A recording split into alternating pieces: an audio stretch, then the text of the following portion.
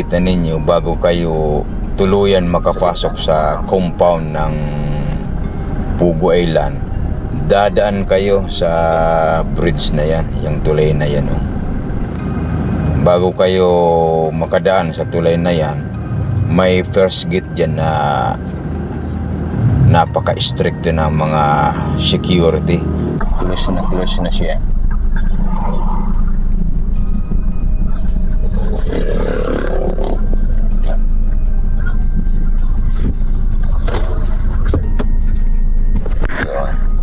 Yung security na mamatan natin, dalawa na lang.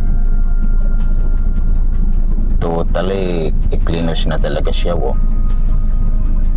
wala na. Pero ang nakalagay, kung mahalataan ninyo, Island Cove is officially closed. Hindi yung Pugo close. Sabi dito, pag magtanong ka daw sa mga nakatara dito, wala kang makukuhang impormasyon. Tikop ang mga bibig ng mga tao dito. Kaya titistingin natin magtanong dito kung sino yung unang makita natin na tao na nandito. Kung anong tatanungin natin ngayon tungkol dito sa Pugo. Yung Pugo dito, vlogger po. Kumusta naman po yung naging... sige po, okay. Ayun, nakita ninyo yung reaction ng lalaki.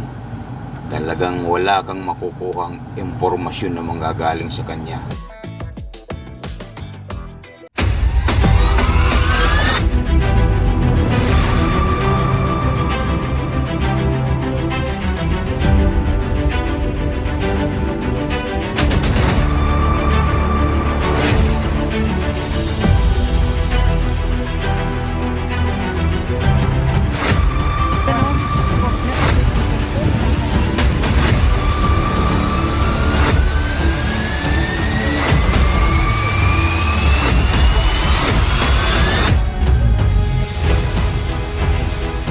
Nandito tayo mga kabusing sa Las Piñas. May pupuntahan tayo ngayon sa Cavite. Ito nga palang way na to, ito yung papunta ng Baclaran, papuntang norte. So dito tayo ngayon sa bandang kaliwa sa rampa ng Kawit. Papunta na to ng Cavite. Ang pupuntahan natin ngayon sa Cavite, yung Pugo Hub na sinasabi nila ngayon na Pugo Island. Kaya naman nasabi nilang Pugo Island yun dahil sa isang maliit na isla. Pero bagamat maliit lang na isla, may sukat din nitong mahigit 30 hectares, kaya medyo malaki-laki rin.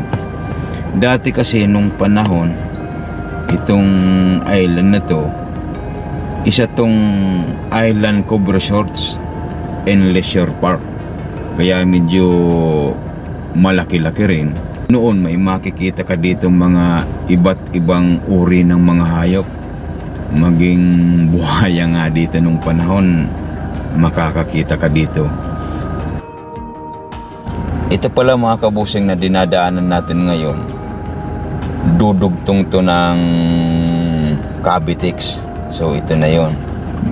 Yan, dumugtong na tayo ngayon ng Cavitex. Kaya wag ninyong kalimutang mag-like and subscribe dito kay Boss Edgar para lalo pa ninyong makita yung mga ina-upload natin ditong video, kung ano yung mga nangyayari ngayon sa kasalukuyan dito sa ating bansa. Ngayon itong Island Cove na to ay pag-aari ito ng mga Remulla family. Alam naman ninyo yung mga Remulla family, isang clan na mga politika dito sa Cavite na sa kasalukuyan nga nandito sila ngayon kay Pangulong Marcos. So ngayon na ibenta ito sa Pugo. So ngayon, alam naman niyo yung Pugo, kung ano yung Pugo, ito yung mga Chinese. Ngayon, nagdeklara na nga ang ating Pangulong Marcos. O, siguro talagang desidido silang tanggalin na ang pugo dito sa Pilipinas dahil nga sa napakarami raw na sugal na nangyayari dito sa Pilipinas.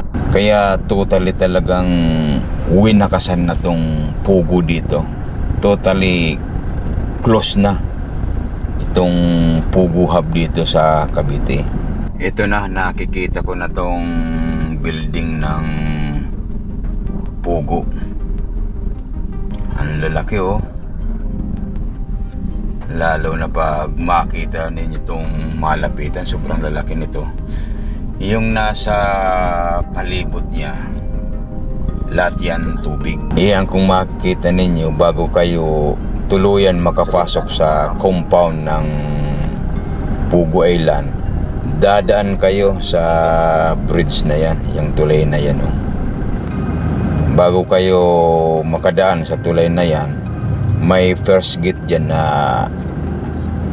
napaka-strict ng mga security bago kayo makapasok dyan sa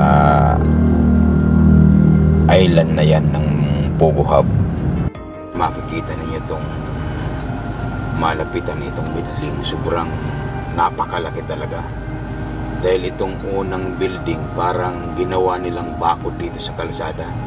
Dito nakalagay yung first gate nila na napakahigpit ng mga gwardiya, at nung kasalukuyan na nag-ooperate to, sobrang traffic sa lugar na to. So kung makikita ninyo, ayan o, naka-close na talaga siya. Yeah. Close na siya.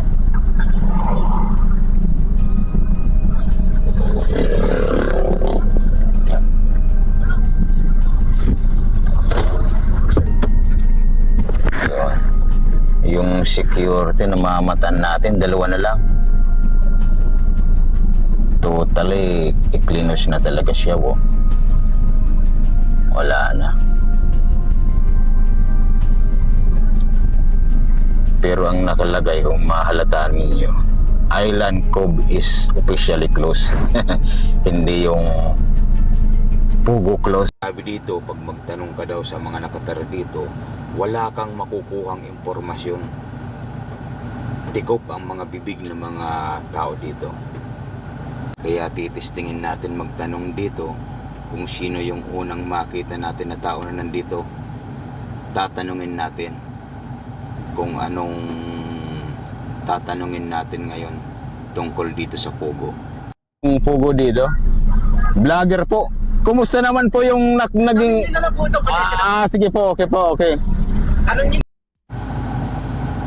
Ayun, nakita ninyo yung reaction ng lalaki. Talagang wala kang makukuhang impormasyon na manggagaling sa kanya.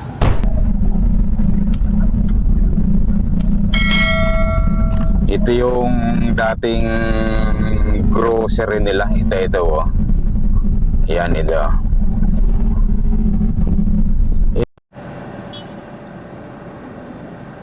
Yan, may namataan tayong may mga tinatanggal na mga appliances galing dito sa dating grocery nila na binibilhan ng mga Chinese. Siguro mga ibibenta na lang yan, mga bago po oh. Ito kasing nasa bandang kanan natin, yan may kulay blue, ninirenovate na siya. Iyan yung dating bilihan ng mga Chinese dito sa Pugo Island.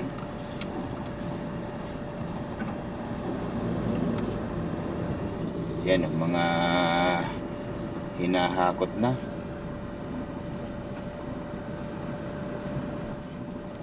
Galing sa mga dating tindahan ng Chinese dito sa grocery. So napakarami pang mga gamit doon.